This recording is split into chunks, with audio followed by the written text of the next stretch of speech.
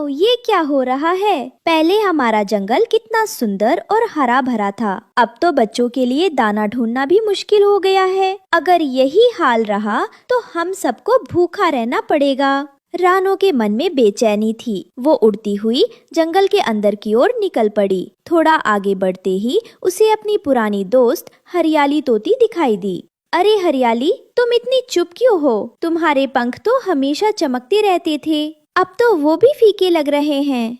रानो बहन, मुझे डर लग रहा है। पहले इस पेड़ पर हरे हरे पत्ते और फल लगते थे। मैं इन्हीं पत्तों से अपना घर सजाती थी, लेकिन अब सब सूख गया है। ना दाना है, ना मीठे फल। चिंता मत करो हरियाली, कुछ न कुछ हल जरूर निकलेगा। मैं देखती हूँ आगे जाकर क्या वजह है। रानो आगे बढ़ी तो उसे बिंदिया चिड़िया मिली। बिंदिया बहुत छोटी और फुर्तीली थी, लेकिन आज वो भी कमजोर और थकी हुई लग रही थी। बिंदिया, तुम इतनी उदास क्यों हो? तुम्हारी तो आवाज हमेशा सबसे मीठी होती थी। आज तुम गा क्यों नहीं रही हो? रानू दीदी, क्या गाऊं? हमारे छोटे घोंसले में दाना ही नहीं है। सुबह से शाम तक उड़ती रहती हूँ, फिर भी बच्चों के लिए कुछ नहीं ला पाती। ऊपर से नदी का पानी भी घट रहा है। मुझे डर है कि कहीं ये जंगल हमें छोड़ न दे। तुम अकेली नहीं हो बिंदिया, हम सब साथ हैं। मैं आगे बढ़कर देखती हूँ कि असली समस्या कहाँ है। रानो उड़ते उड़ते आखिरकार नदी किनारे पहुँची। कभी ये नदी चौड़ी और साफ बहती थी, लेकिन अब उसकी धार पतली हो गई थी। रानो ने एक पुराने बड़े पेड़ की छाया में बैठकर लंबी सांस ली। क्या ये वही जंगल है जहाँ हम सब खुशी से रहते थे? पेड़ सूख रहे हैं, फूल मुरझा रहे हैं, पानी कम हो रहा है। आखिर ऐसा क्यों हो रहा है? उसकी आंखों में आंसू छलक आए। तभी पास ही नदी से धीरे धीरे एक पुराना कछुआ बाहर निकला। उसकी चाल धीमी थी, लेकिन आंखों में अनुभव की गहराई थी। ओ रानो, उदास क्यों बैठी हो? अरे, आप कौन है दादाजी? मैंने आपको पहले कभी नहीं देखा। मैं इस नदी का पुराना साथी हूँ। मैंने यहाँ न जाने कितने मौसम देखे हैं, गर्मी, बरसात, सर्दी, आंधी और तूफान, लेकिन ऐसा हाल मैंने पहले कभी नहीं देखा। नदी का बहाव कम होना और पेड़ों का मुरझाना, ये सब बहुत अजीब है। तो फिर दादाजी, ऐसा क्यों हो रहा है? क्या जंगल हमेशा के लिए बीमार हो रहा है?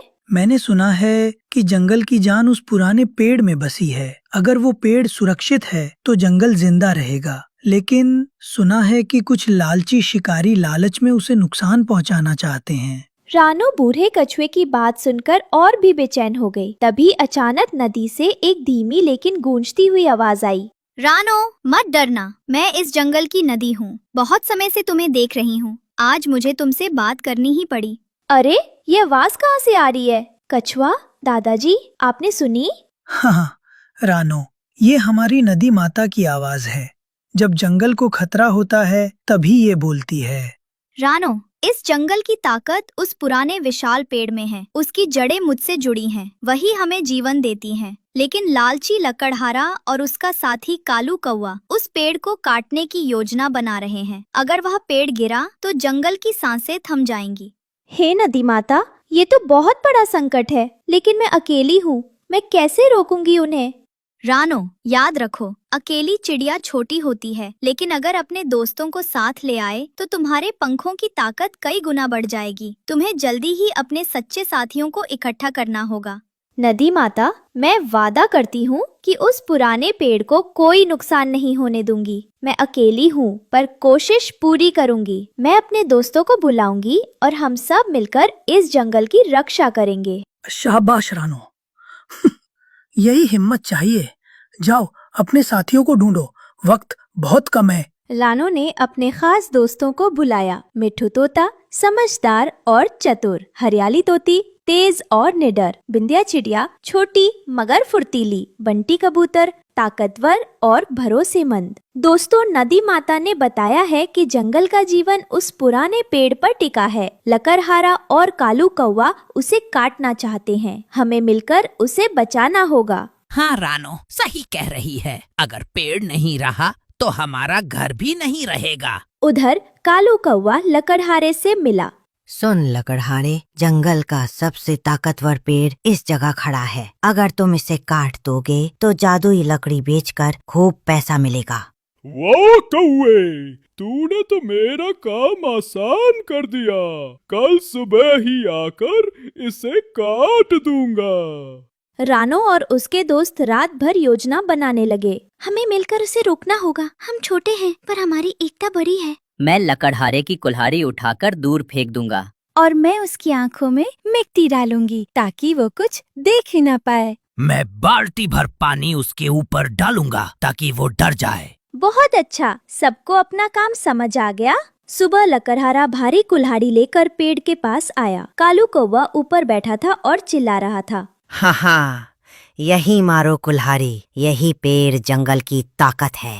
आज ही इसे काट दूंगा। जैसे ही लकड़हारा कुल्हाड़ी उठाता है, रानो और उसके दोस्त आ जाते हैं। बिंदिया उसके ऊपर मिट्टी की पोटली पलट देती है। लो ये लो, पकड़ सको तो पकड़ो। अरे ये क्या है? लो भाई, पानी का मजा चखो, अब देखते हैं तुम कैसे काटते हो। अगर हिम्मत है तो हमें पकड़कर दिखाओ। ये कुल्हाड़ी तो अब मेरी। छोटी छोटी चिड़िया मुझे परेशान कर रही है। लकड़हारे ने बहुत कोशिश की, लेकिन पंछियों की एकता के आगे हार गया। उसके कपड़े फट गए, आंखों में धूल भर गई और हाथ खाली रह गया। अब मैं कभी इस जंगल में नहीं आऊंगा।